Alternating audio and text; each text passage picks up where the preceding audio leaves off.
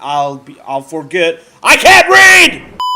Alright everyone, welcome back to another video. This is SoX64 as usual. And this is Witcher 3 Wild Hunt Part 83. I don't know. I haven't finished exporting the rest of last session, so I don't exactly know what part this is supposed to be, so apologize for that. I'm overcumbered, am I? No, but I'm pretty close. Oh my god, guys. I have not played this game in a good minute. Last time I recorded this game was on October 4th, 2016, of course. It is now January 12th of 2017. You do the math, how many days has that been? I am gonna be really rusty at this game. Like, really. Now, as you guys can see, last time I played, I left my weight pretty damn high. I'm gonna deal with that and get back to you guys. It can't be. White hair, yellow eyes, slashed face. Just like he said. Yeah. Geralt of Rivia, known as the White Wolf, the Butcher of Blaviken. Geralt of Rivia's enough. What is it? Yes. A man came to me a few years past, paid me to keep a book for you, said you'd come for it one day. Oh, is that so? He didn't introduce himself, but the book has a red cover, that I remember. I'm sure I've not sold it. Oh, you sure you're not See if I sold can it? find it. He doesn't sound sure about it, though. Glance at the others while you're at it. Glad to look at others. Just interested in one. Yeah. Just interested in the one. Give me the one. A message from an old friend. Okay. All right. Let me see your what you can sell me, man, or I can sell you. Drawings as well. What? Well, I can't sell him jack shit. I'll get back with you guys again. Why am I on top of the thing? The treatment of furuncles through cauterization. A study. Oh. Let's have a read at that then. It seems important. Everyone's seen a boil, usually more than they care to. These deformities don't just mar your beauty. They can be signs of disease, or even the disease cause an epicenter. What? If your lungs wheeze and your heart flutters, or it's just you're just sick of pustule that. Yeah, I can't read, guys. You know this. You can crave them off and be free of it. Of this, I'll forget. I can't read. When you go to carve off a boil, you use a sharp knife, which you. Why the fuck did I scream? Which you've had a dog lick thoroughly beforehand, for a dog's tongue works wonders in healing wounds. That sounds like it would give you infections, though. You gotta be brave as you go about it, slicing as confidently and steadily as if carving off a hunk of cheese. Then quickly cauterize the resilience wound using a red-hot poker. Don't pay any mind to screams or tears, plus bile and other humors need to be gathered in a basin, then dumped in a pit and the pit cover. Else the illness might return. I don't know why that was of any significance. I'm just looting this dude's library. What is this? My manifesto. Must be it. There's a letter inside. Aight. Oh man, that's even more to read. The reason for choosing Jacques de Alderburgs as Grandmaster remains a mystery. The Order of the White Rose has gone through a crisis in those times, was on the verge of collapse. So one might guess that the Brethren wished to have someone deceived as their leader, someone with a clear vision. De Alderburgs was preciously such a man. Precisely such a man. God damn, dude. One of his first decisions was to change the Brotherhood's name into the Order of the Flaming Rose. The most puzzling aspect, however, is the Order and the King himself decided to trust a man who, for all intents and purposes, had appeared out of nowhere. They say he was a wanderer and an itinerant priest, whatever that word is, who moved crowds and his speeches declaiming non-humans. Okay, they say he worked miracles and showed his flock vision of a world destroyed by white frost. He was undoubtedly a man of great charisma, one instilled with unshakable principles, which he in turn tried to instill in others.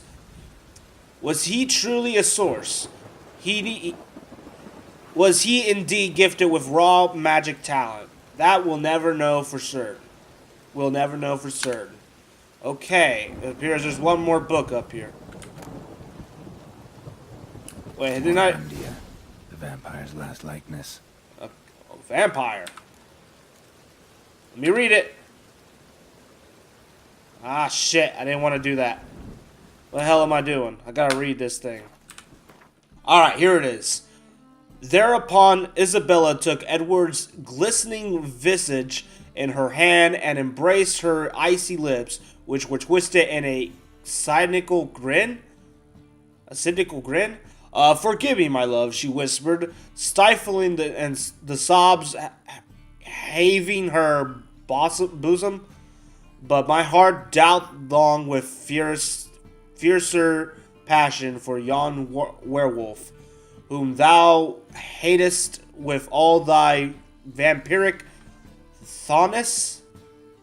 I can't read Old English, man. I can barely read regular English. 'Tis for the best, spoke Edward, shifting his pale face towards the equally pale moon. Never mind. Quality. What the fuck did I get that from? With me, thy life was ever endangered. With yon werewolf, thou shalt know peace and happiness. Edward turned around and took a step towards the exit. But Isabella grabbed his wrist and bade he stop. The touch of her hand was so tender, his heart newly began to beat anew. After centuries of deathly stillness, there is more, spoke she, averting his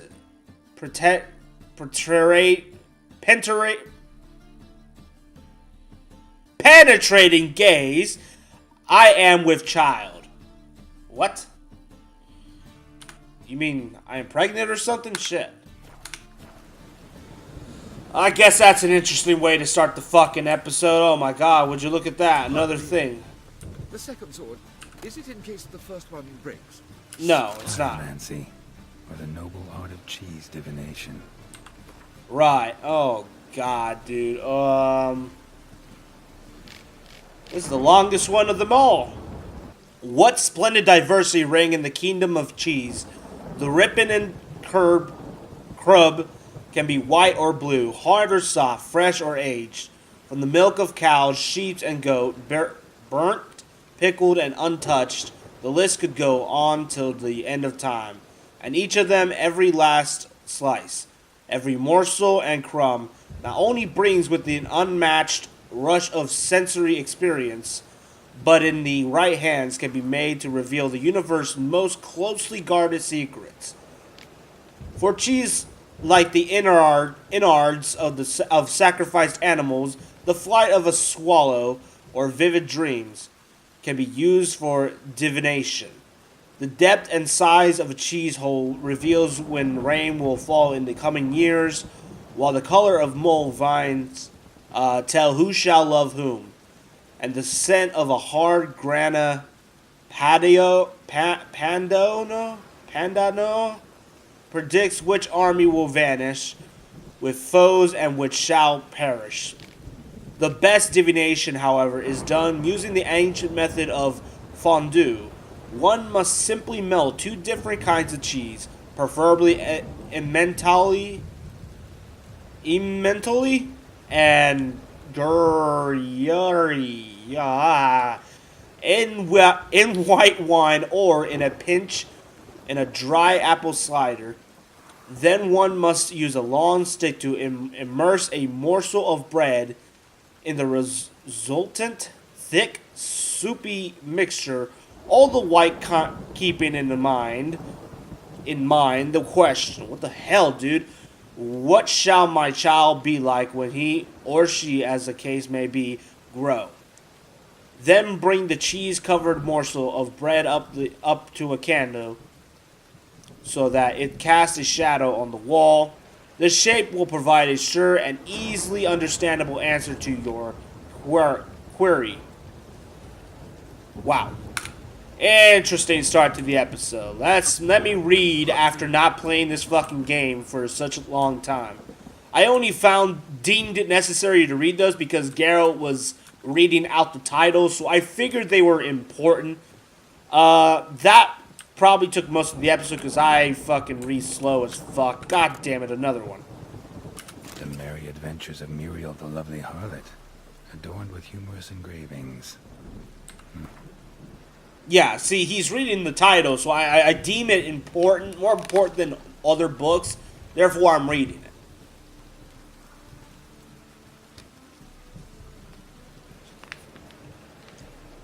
On one occasion, Muriel went on a journey to see her auntie in Maribor,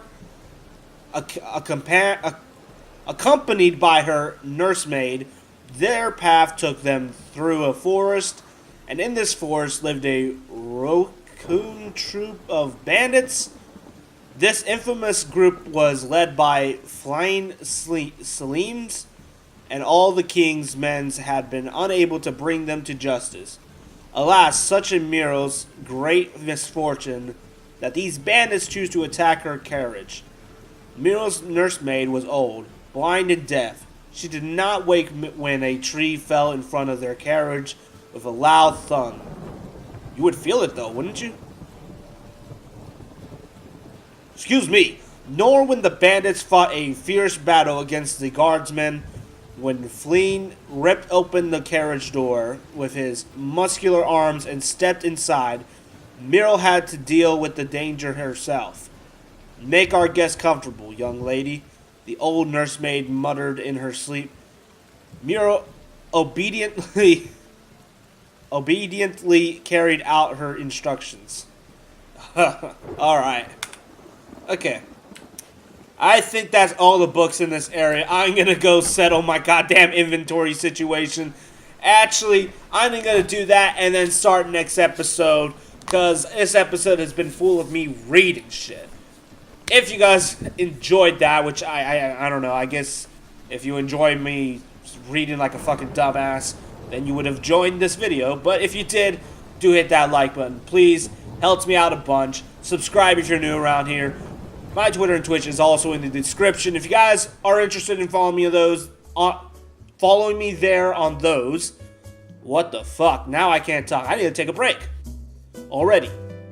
Anyways, you guys have a wonderful day.